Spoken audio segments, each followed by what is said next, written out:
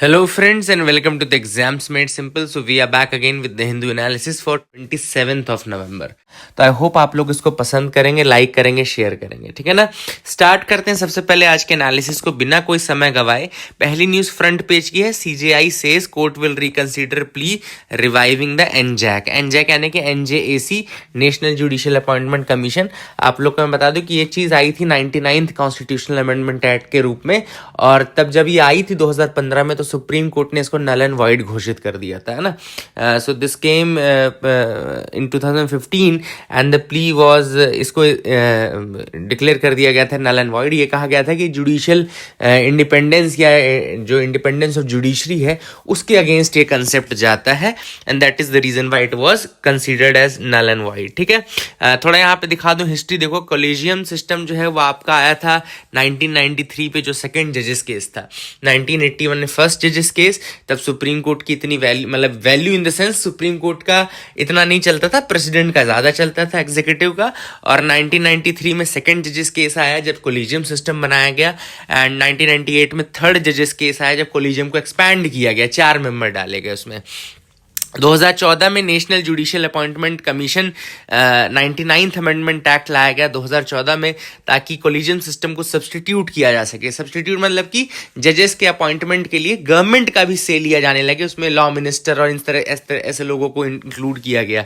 But 2015 में bench ने decide किया कि जो 99th कॉन्स्टिट्यूशनल अमेंडमेंट एक्ट है एनजैक का, वो सही नहीं है and it is unconstitutional void, और ऐसा कहते हैं उसको हटा दिया गया था।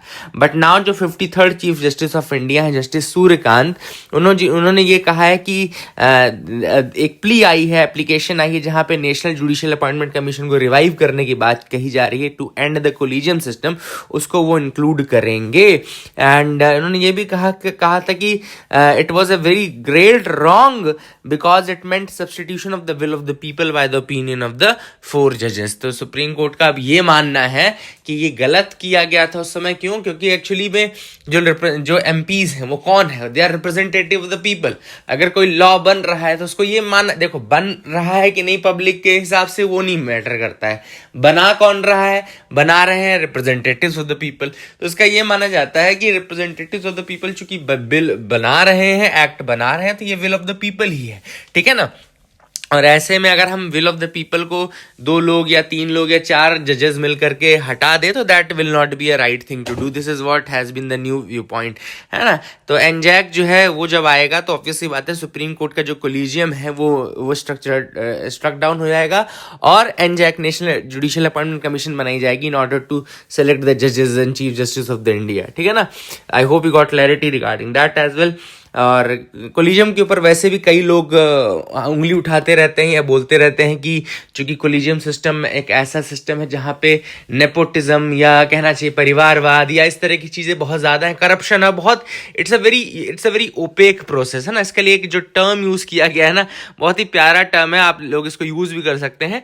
Since the collegium came into existence, appointment to higher judiciary have been, अब सुनना, appointments to higher judiciary have been riddle wrapped in mystery inside an enigma. तीनों चीजें मिस्ट्री ही होती हैं, लेकिन ये एक रिडल है which is wrapped in a mystery inside an enigma. तो आप समझ सकते हैं कि कितना ज्यादा ओपेक प्रोसेस है जिसके लिए ये चीज लिखी जा रही है। तो that is why it has been taken. Now let's see किस तरीके से इसको आगे बढ़ाया जाता है, बट इसको आप याद रखेगा। आई होप यू गॉट क्लैरिटी। कल 26 नवंबर था।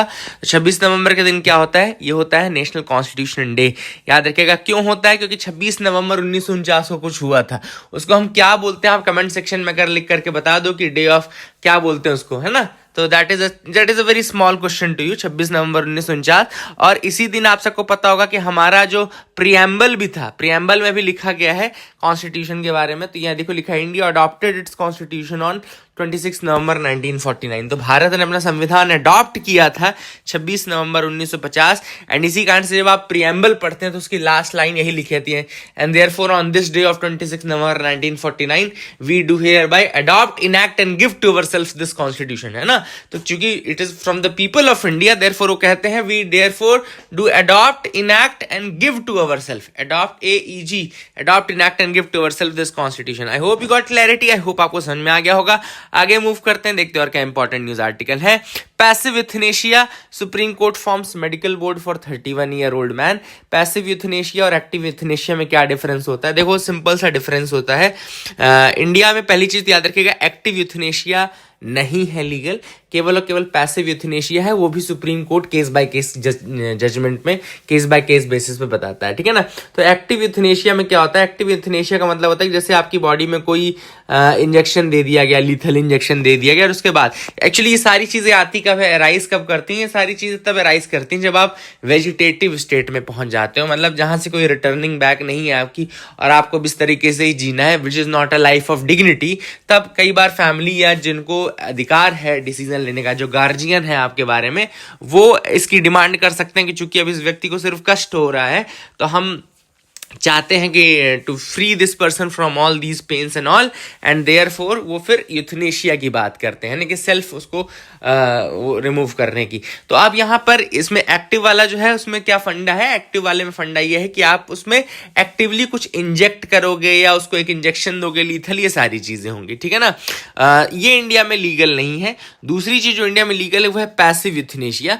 तो पैसिव यूथनेशिया में आप कुछ कोई चीज देते नहीं हो, बस आप क्या करते हो, जो उसका लाइफ सपोर्ट सिस्टम है, you remove that life support system. मतलब कि अगर कोई व्यक्ति सिर्फ वेंटिलेटर के सहारे जिंदा है, मतलब जब तक वेंटिलेटर चल रहा है सिर्फ तभी तक जिंदा है, तो आप क्या करते हो, उसका वेंटिलेटर सपोर्ट हटा देते हो, बस कि अगर वो सेल्फ जी सके तो अच्छी बात है, उसको एक्स्ट्रा केवल हम फोर्सफुल तरीके से नहीं जिंदगी देंगे। तो that is the concept of passive euthanasia. और अभी जिस व्यक्ति की हम बात कर रहे हैं उस व्यक्ति को क्वाड्रीप्लेजिया है। क्वाड्रीप्लेजिया में वो 100% डिसेबिलिटी में है, 100% disability under quadriplegia.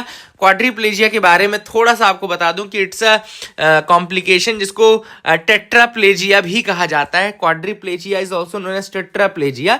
It's a condition causing paralysis on all 4 limbs, arms and leg, जैसे 2 हाथ एंड 2 पैर दोनों, ठीक है। तो ऑल 4 लिम्स जो होती हैं they are under paralysis and often the torso, typically due to damage of the spinal cord in the neck area.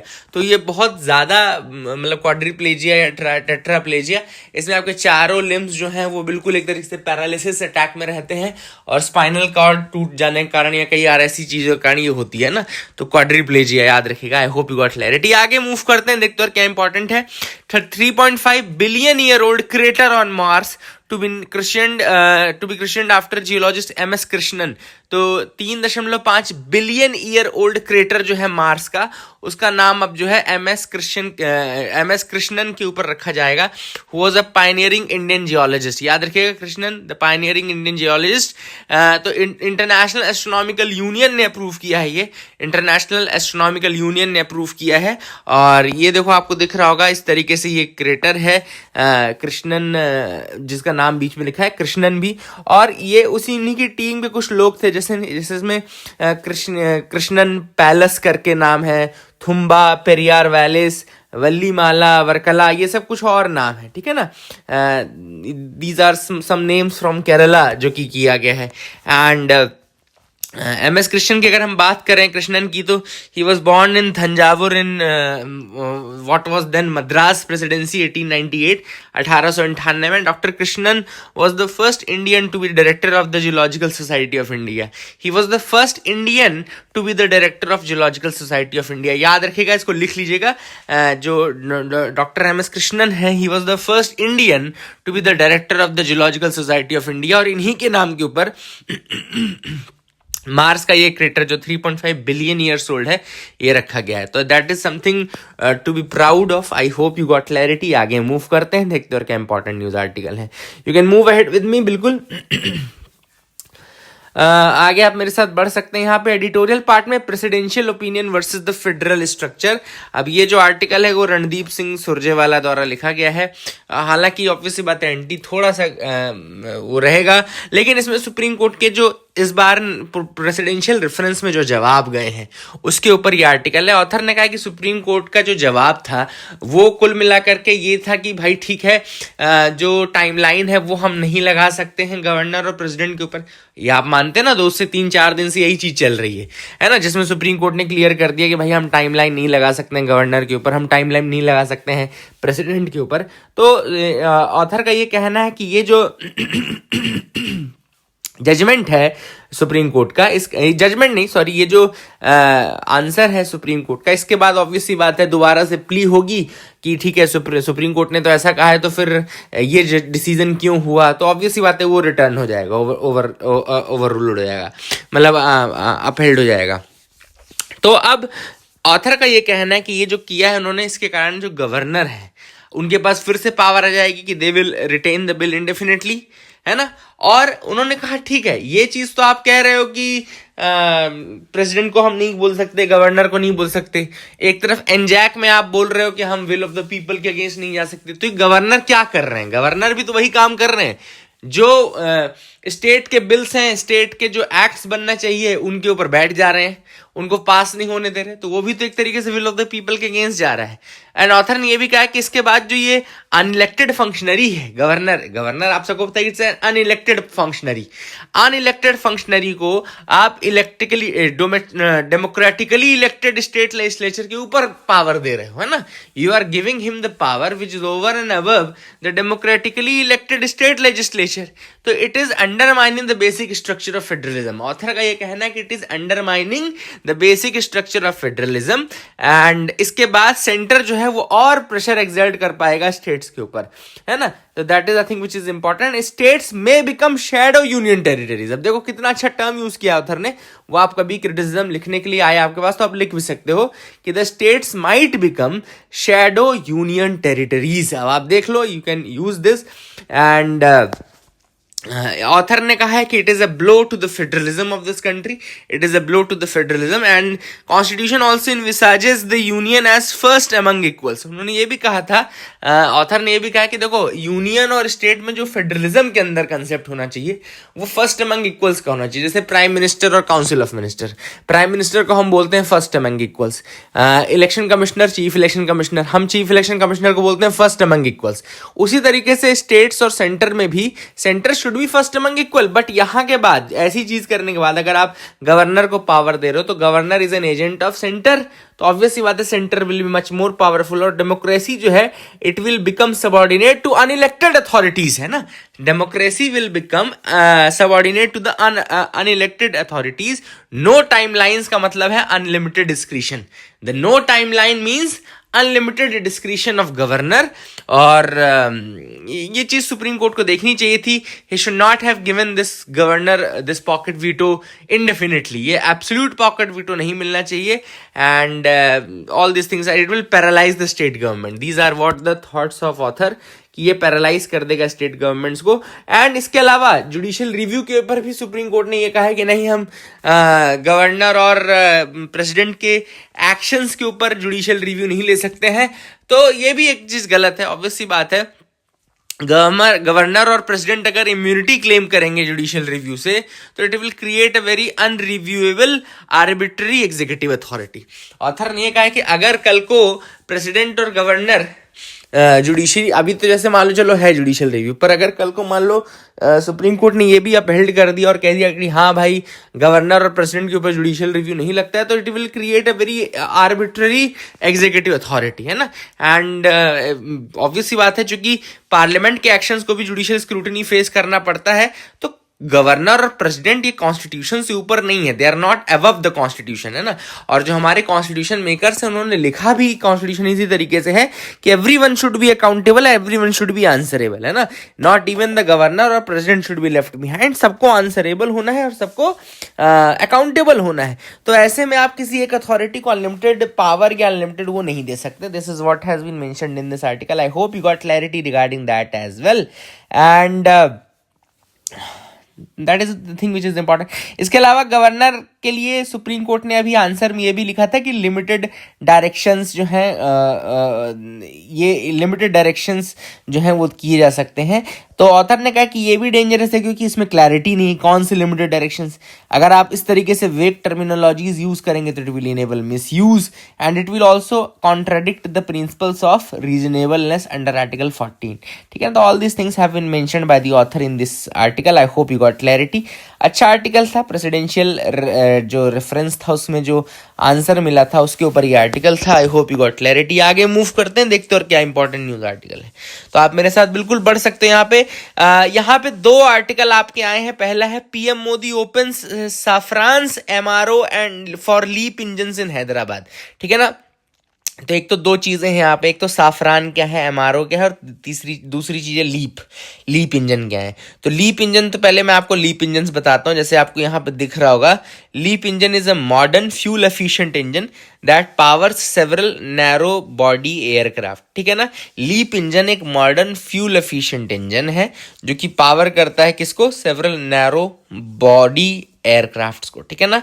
Now ये साफरान क्या है, तो अभी recently prime minister Modi ji ने वर्चुअली इनॉग्रेट किया है लार्जेस्ट एमआरओ यानी कि maintenance repair and overhaul facility किसकी, फ्रांस की, साफरान की। फ्रांस की एक कंपनी है सैफरान जो कि which has established globally for LEAP engines in Hyderabad. तो लीप इंजन्स के लिए इसको हैदराबाद में बनाया गया है ताकि एयरक्राफ्ट के maintenance repair and overhaul operation जो है ये एग्जीक्यूट कर सके। ठीक है ना, and that is the thing which is important. LEAP engine मैंने आपको बता दिया एंड ये चीज़ बहुत इंपॉर्टेंट है। ये एफडीआई के अंतर्गत ये लोग आ रहे हैं।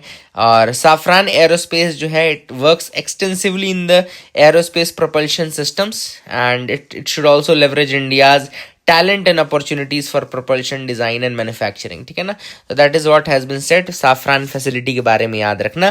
कैबिनेट ने अप्रूव की है 7,280 करोड़ की scheme for rare earth magnets. तो आप ये भी देख लीजिए। In yet another push to secure India supplies of rare earth magnets. Bharat में रेयर अर्थ मैग्नेट्स की सप्लाई को सिक्योर करने के लिए कैबिनेट ने अप्रूव की है एक नई first of its kind scheme with financial outlay of 7,280 crore है ना।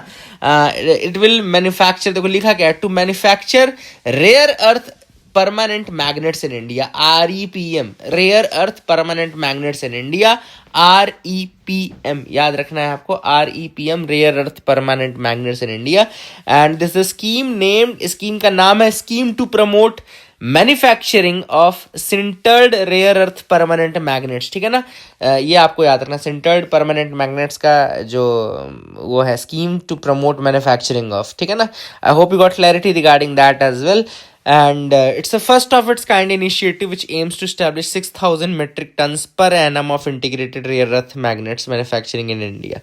ठीक है, it's a first of its kind initiative which aims to establish 6,000 metric tons per annum, 6,000 metric tons per annum of integrated rare earth permanent magnets manufacturing in India. ठीक है, and it will enhance the self reliance and position India as a key player in the global permanent magnets. तो rare earth permanent magnets के field में India को थोड़ा आगे भी बढ़ाएगा। That is again nothing which we want. और ये रेयर अर्थ परमानेंट मैग्नेट्स कहाँ यूज होते हैं, तो electric vehicles, renewable energy, electronics, aerospace, defence sector, यहाँ पर ये यूज होते हैं। ठीक है ना, I hope you got clarity regarding that as well.